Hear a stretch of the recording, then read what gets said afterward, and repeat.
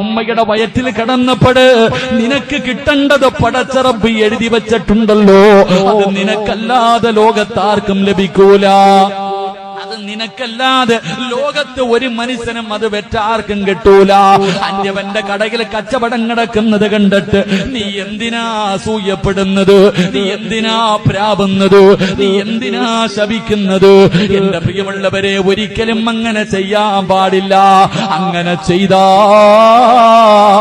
അല്ല നിനക്ക് തരുന്ന ഒരു ശിക്ഷ ഞാൻ പറഞ്ഞു തരാ. അല്ല നിനക്ക് തരുന്ന അടുത്തവന്റെ കടയിൽ കച്ചവടം നടക്കുന്നത് കണ്ടിട്ട് അവൻ എങ്ങനെയെങ്കിലും ഒന്ന് യതീംഖാനയിലാകണമെന്ന് ആഗ്രഹിക്കുന്ന മനുഷ്യ, ഇതിവിടെ എത്രയോ കച്ചവടക്കാരുണ്ട്. ചിലരെന്ത് തൊട്ടാലും അവരുടെ കച്ചവടങ്ങളിൽ അല്ലാഹു ബറക്കത്താ. ഒരുപാട് നല്ല നിലയിലെത്തിയവരുണ്ട്. അവരോട് നിനക്ക് പറയാനുള്ളത്, അത് നിന്റെ കഴിവ് കൊണ്ടാണെന്ന് കരുതരുത്. അത് നിന്റെ കഴിവ് കൊണ്ടല്ല, അത് മറ്റൊരുത്തൻ അല്ല കൊടുക്കുന്ന പണിയാ. അത് അല്ലാഹു മറ്റൊരുത്തന് കൊടുക്കുന്ന പരീക്ഷണമാ. എന്റെ പ്രിയമുള്ളവര്, നിങ്ങൾ ആരെയെങ്കിലും അല്ലാഹു മറ്റൊരാൾക്ക് കൊടുത്ത അനുഗ്രഹം കണ്ടിട്ട് നീ അസൂയ വെച്ചാ അല്ലാഹു നിന്റെ കണ്ണിന്റെ മുന്നിൽ അവനെ വളർത്തുകയാ. ഈ കന്യാകുളങ്ങര ടൗണിൽ ഒരു ചെറിയ കടയായിരുന്നൊരു പാവപ്പെട്ടവന് നിന്റെ കടയുടെ മുന്നിലാണ് നീ പ്രാകാൻ തുടങ്ങിയപ്പോ, നീ അസൂയ വെച്ചപ്പോ അവൻ രണ്ടാമതൊരു കട കൂടെ ഇവിടെ തുറക്കുകയാണ്. ഇതല്ല നിനക്ക് തരുന്ന ശിക്ഷയാ. അതുകൊണ്ട് എന്റെ പ്രിയമുള്ളവരോട് പറയുകയാണ്, ഈ ദുനിയാവ് പലരെയും ചതിച്ചതാ, പലരെയും വഞ്ചിച്ചതാ, പലരെയും പിഴപ്പിച്ചതാ. അതുകൊണ്ട് നിങ്ങൾ ഈ ദുനിയാവിനെ സ്നേഹിക്കല്ലേ. അബൂദർ എന്ന് പറയുന്ന ചെറുപ്പക്കാർ ഒന്നിനോടും ആർത്തിയില്ല, ഒന്നിനോടും ആഗ്രഹമില്ല, ഒന്നിനോടും മോഹമില്ല. എന്ത് കിട്ടിയാലും പാവങ്ങൾക്കാ. സ്വന്തം കഴിക്കാനില്ലെങ്കിലും പടച്ചവനെ പാവപ്പെട്ടവർക്ക് കൊടുക്കുമായിരുന്നു.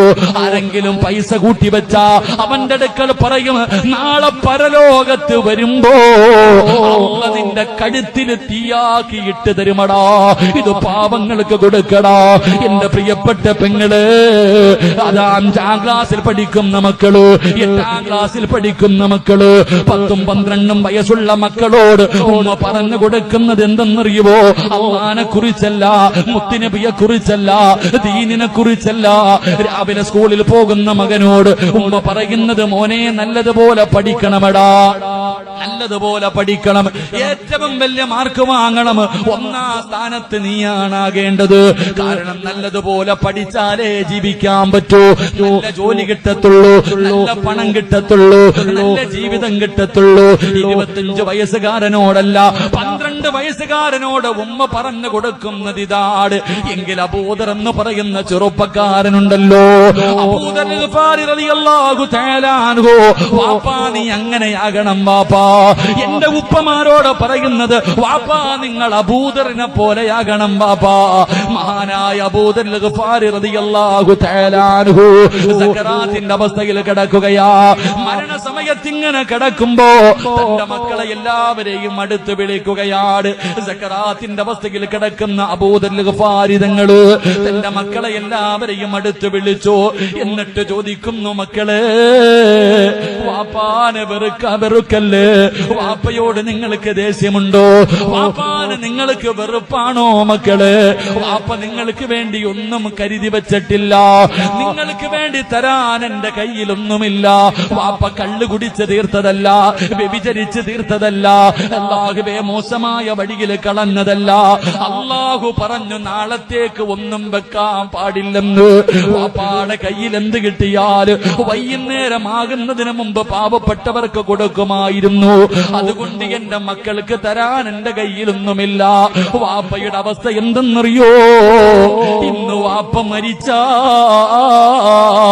പൊതിയാൻ ഒരു കഫം തുണി വാങ്ങാൻ പോലും എന്റെ കയ്യിൽ 1 രൂപയില്ല. എന്റെ പൊന്നാര മക്കളെ വിളിച്ചിരുത്തി മരണസമയത്തൊരു വാപ്പ കൊടുക്കുന്ന നസീഹത്താണ്, ഉപ്പാടെ കയ്യിലൊന്നുമില്ല മക്കളെ, ഒന്നും നിങ്ങൾക്ക് വേണ്ടി ഞാൻ കരുതി വെച്ചിട്ടില്ല. കാരണം അല്ല പറഞ്ഞു വെക്കരുതെന്ന്. എന്റെ കയ്യിൽ തരാനൊന്നുമില്ല. വാപ്പാടെ അവസ്ഥ എന്തെന്നറിയോ? ഇന്ന് ഞാൻ മരിച്ചുപോയാ എന്റെ മയ്യത്ത് പൊതിയാൻ 1 തുണി വാങ്ങാൻ 1 രൂപ എന്റെ വീടിന്റെ അകത്തില്ല. 1 രൂപ പോലും എന്റെ വീടിന്റെ അകത്തില്ല. ഒരു ഒരു നല്ല തുണിയില്ലടാ മോനെ. വാപ്പയുടെ മയ്യത്ത് പൊതിയാറ് ഈ വീടിന്റെ അകത്ത് ഒരു നല്ല തുണി പോലും എടുക്കാറില്ല. അതുകൊണ്ട് എന്റെ മക്കൾ എന്ത് ചെയ്യണമെന്നറിയോ? വാപ്പ മരിച്ചു കഴിഞ്ഞാ എന്റെ മയ്യത്ത് കുളിപ്പിച്ചിട്ട് നിങ്ങളെല്ലാവരും ചുമന്നുകൊണ്ട് വഴിയിൽ കൊണ്ടുപോയി വെക്കണം.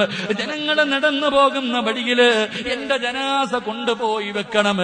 എന്നിട്ട് ഉംറ കഴിഞ്ഞു വരുന്നവരെ കണ്ടാൽ, അല്ലാഹുവിന്റെ കഅബാലയത്തിൽ നിന്ന് ഉംറ കഴിഞ്ഞു വരുന്നവരെ കണ്ടാ അവരോട് പറയണം, അല്ലാഹുവിന്റെ റസൂലിന്റെ സ്വഹാബിയാ, കഫൻ തുണിയില്ല, വാങ്ങാ പൈസയുമില്ല.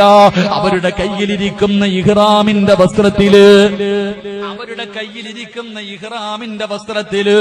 എന്നെ ഒന്ന് പൊതിഞ്ഞിട്ട് കബറടക്കാ പറയണേ മക്കളെ.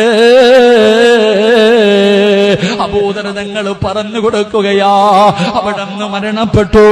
മക്കള് വാപ്പ പറഞ്ഞതുപോലെ മയ്യത്ത് കുളിപ്പിച്ചു. അവിടത്തെ ജനാസ ചുമന്നു കൊണ്ടുപോയി മരുഭൂമിയിലൂടെ ജനങ്ങൾ നടന്നു പോകുന്ന വഴിയിൽ കൊണ്ടുവച്ചിട്ട് മക്കളെല്ലാവരും കാത്തു നിൽക്കുകയാണ്. ഉംറ കഴിഞ്ഞു വരുന്നവരെ കാത്തു നിൽക്കുകയാണ്. പടച്ചവരെ കുറെ കഴിയുമ്പോ ഒരു സംഘം ഉംറ കഴിഞ്ഞു മടങ്ങി വരികയാ. ആ സംഘത്തിന്റെ നേതാവാരാ? മഹാനായ സൽമാനിൽ ഫാരിസി റളിയല്ലാഹു തആല അൻഹു. എല്ലാവരും അടുത്തേക്ക് കടന്നു വന്നു. മക്കള് പറയുന്നു, തങ്ങളെ അല്ലാഹുവിന്റെ പ്രവാചകന്റെ സ്വഹാബിയാ, ഞങ്ങളുടെ വാപ്പയാ, മയ്യത്ത് പൊതിയാ തുണിയുമില്ല, വാങ്ങാ ഞങ്ങളുടെ കയ്യിൽ പൈസയുമില്ല. അതുകൊണ്ട് നിങ്ങളുടെ കയ്യിലിരിക്കുന്ന ഇഹ്റാമിന്റെ വസ്ത്രത്തിൽ ഞങ്ങളുടെ വാപ്പാരവൊന്ന് കഫം പൊതിഞ്ഞിട്ട് കബറടക്കിട്. സൽമാൻ തങ്ങൾക്ക് അത്ഭുതമായി, ആരാ പടച്ചവര്? ആരാ അല്ലാഹ്? കഫം തുണി വാങ്ങാ പോലും പൈസ ഇല്ലാത്ത പാവപ്പെട്ടവരാരാ? അവിടത്ത് അടുത്തേക്ക് കടന്നു ചെന്നു. മുഖത്തിട്ടിരിക്കുന്ന തുണിയങ്ങ് മാറ്റുമ്പോ സുബ്ഹാനല്ലാഹ്, മഹാനായ അബൂദറിൽ ഗിഫാരി സദഖ റസൂലുള്ളാഹ്. സൽമാൻ തങ്ങളെ വിളിച്ചു പറഞ്ഞു, സദഖ റസൂലുള്ളാഹ്, എന്റെ മുത്തുനബി പറഞ്ഞത് സത്യവാ. എന്റെ പ്രിയമുള്ളവരെ, അവസാനമാ ചെറുപ്പക്കാരന് തന്റെ കയ്യിലിരുന്ന ഇഹ്റാമിന്റെ വസ്ത്രത്തില് ആ സ്വഹാബിയുടെ ജനാസ പൊതിഞ്ഞിട്ട് കബറടക്കിയെന്ന് ചരിത്രം പറയുമ്പോ അവരെയാ മലക്ക് സ്നേഹിക്കുന്നത്. അവരെയാണ് ഈ ഇരിക്കുന്നവരിൽ മലക്ക് ഇഷ്ടപ്പെടുന്ന ഒന്നാമത്തെ മനുഷ്യനാരാ? പണത്തിനോട് ആർത്തിയില്ലാത്തവരാ, അധികാരത്തോട് മോഹമില്ലാത്തവരാ, കൊട്ടാരങ്ങളോട് സ്നേഹമില്ലാത്തവരാ. ഈ ദുനിയാവിനെ വെറുത്തോ, ആഖിറത്തിനെ സ്നേഹിച്ചോ, മരണത്തിന് ശേഷമുള്ള ഒരു ജീവിതമുണ്ടെന്ന് വിശ്വസിക്കുന്നവനല്ലേ, അതിനു വേണ്ടി ഒരുങ്ങിക്കോ. എങ്കിൽ അല്ലാഹുവിന്റെ മലക്കുകൾ നിന്നെ സ്നേഹിക്കും, നിനക്ക് വേണ്ടി ദുആ ചെയ്യും, നിന്നെ കാണാൻ ഇറങ്ങി വരും. നാളെ അവരുടെ കയ്യിൽ പിടിച്ചിട്ട് അല്ലാഹുവിന്റെ അനുഗ്രഹങ്ങൾ കൊണ്ട് നിറച്ച സ്വർഗമുണ്ടല്ലോ, ആ സ്വർഗത്തിലേക്ക് നിനക്ക് കടക്കാൻ കഴിയുമെന്ന് മുത്തുനബി മുഹമ്മദ് മുസ്തഫ.